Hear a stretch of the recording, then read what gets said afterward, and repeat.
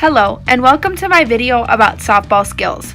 Today we are going to focus on a few different things, but we are going to highlight a few drills that you can use with your young athletes in order to prepare them for middle school or high school softball. It is very important when you are starting an athlete young that you make sure they are safe. First, you want to make sure that they have a glove that is the right size for them and a helmet that is the right size for them. Once you have those two things, you are pretty much set. You want to make sure that you are using a safe ball for their age and their size requirement, and you are using bats that are the right weight. If you go into any Dick's Sporting Goods, you can get measured for a bat and a glove, and they will tell you exactly what size that you should get. As you move on into your softball career, you want to make sure that you use some of these drills in your future learning. So a lot of these hitting drills, fielding drills, pitching drills, running drills, these are really important for the development of a young athlete. First, we focused on hitting, in which we talked about contact point, full swings, and then hitting inside and outside pitches. Once we got to fielding, we talked about one hops, front hand and backhand, and outfield drills. And then we went to running with tagging, going on 2 outs, diving back, and leading off. We followed with pitching, which was our last and most important thing, mostly because it is near and dear to my heart, but also because it is very important for a team to have a solid pitcher. Sometimes it can be hard to find a good athlete that will decide to pitch, but it is really important to keep that athlete healthy and to do the right drills that will help them maintain and be a good athlete as they grow. In these 2 drills, we are focusing on front hand and backhand. When you focus on front hand, you want to make sure that you bring your elbow right to the ball. So you're driving towards the ball with your bottom hand elbow. When you are doing backhand, you want to make sure that you're not dropping your elbow and bringing the back of your arm straight to the ball. In these next 2 drills, we are focusing on contact point and full swing. In contact point, we want to make sure that we do everything right, and right as we get to contact point, we don't pull away or we just keep the bat there to ensure the learner that is where you should meet the ball and you should not meet it out in front of you. In the following drill, we are doing full swing, so we want to make sure we keep our eyes on the tee at all times and don't look where the ball goes.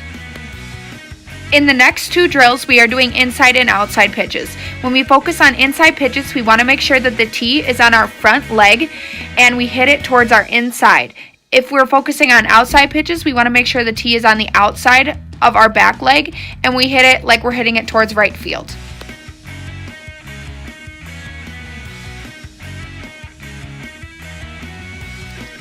Next, we are going to move to fielding. We are going to start with 1 hops as if you're playing first base, or if you are a shortstop or second base or third baseman and you have a ball that hops right in front of you and you have to play it instead of letting it go under your legs or through your feet or whatever the case may be. So when we teach 1 hops, we want to make sure that they stay low and keep their eyes on their glove. And we want them to use their chest as their base, so if the ball bounces off their chest, at least they can keep it in front of them.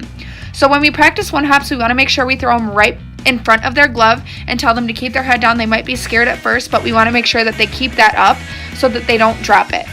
The next thing we are going to move to is front hand and backhand, just like hitting.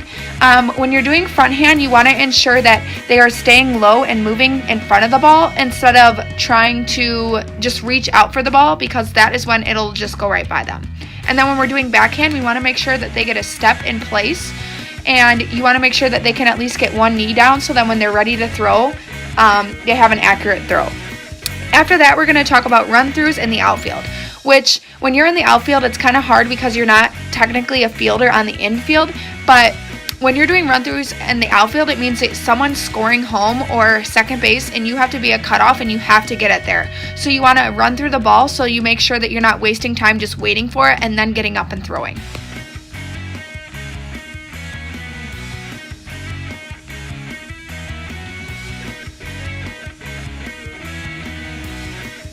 When you are practicing fielding drills, the most important part to tell your athlete is that they just need to take reps. And it is going to get tiring and it is going to be repetitive, but reps is how you practice for a game.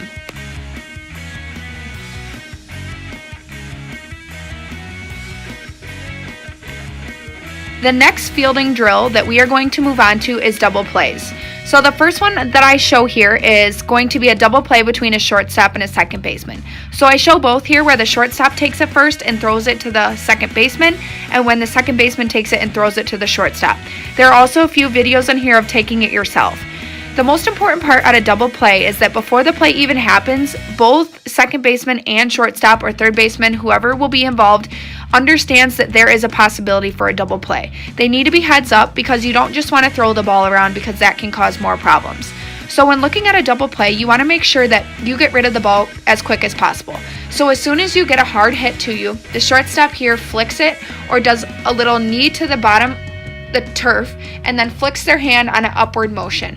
When it changes to the second baseman, we want to make sure they do a backdoor flip or kind of a little flick just so that gets the ball quick out of their hands and then into the first baseman's glove as soon as possible. As the first baseman, you want to ensure that you stretch all the way so that it is more of a close play and you make the out before the runner hits the base.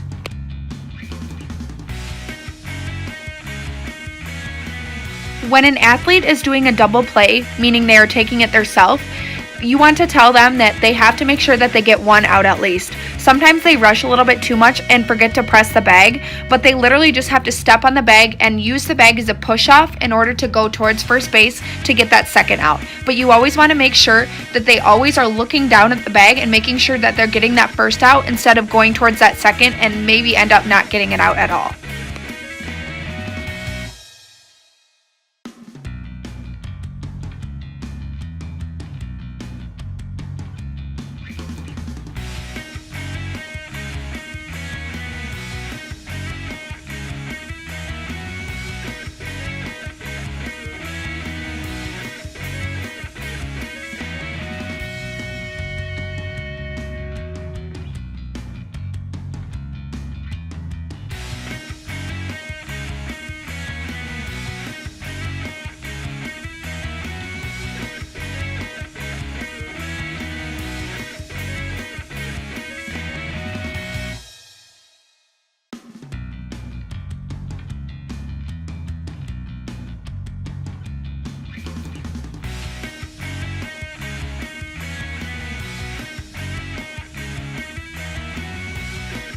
The next thing that we worked on was leadoffs and tagging if there's one out and going if there's two. You always want to make sure that your athletes know if there's always two outs, they're going on anything. No matter if it's in the air or on the ground, they have to go.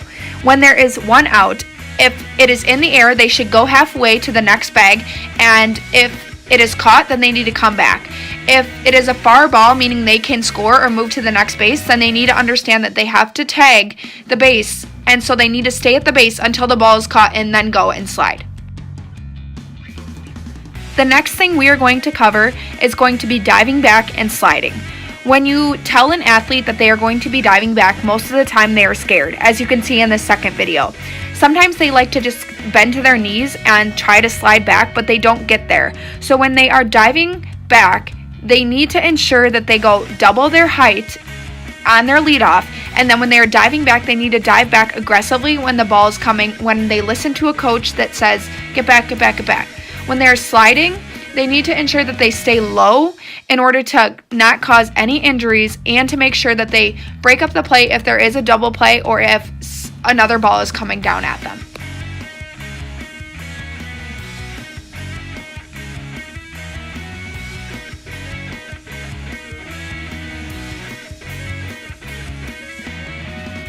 When you are practicing rounding for two with an athlete, you need to make sure that they pay attention to the runner in front of them, 2, you, so that you can tell them where to go as the first base coach, and 3, where the ball is, because sometimes people try to trick them out and throw the ball all the way back to first, and then they can be thrown out. And they also can be thrown out if the person in front of them is actually not running. The first 2 pitching drills that we are going to go over tie hand in hand together. The first one is going to be following through into the glove. This is something you want to teach your athletes when they're young, because consistency is what matters, and when they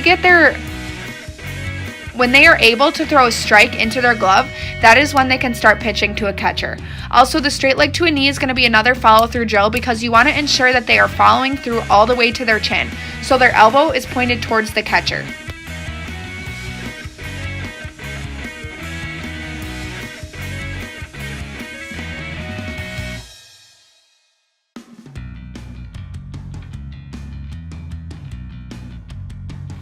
The next two drills that we are going to go over is going to be weak leg dominance and run through pitching. Weak leg dominance and run through are hand in hand as well.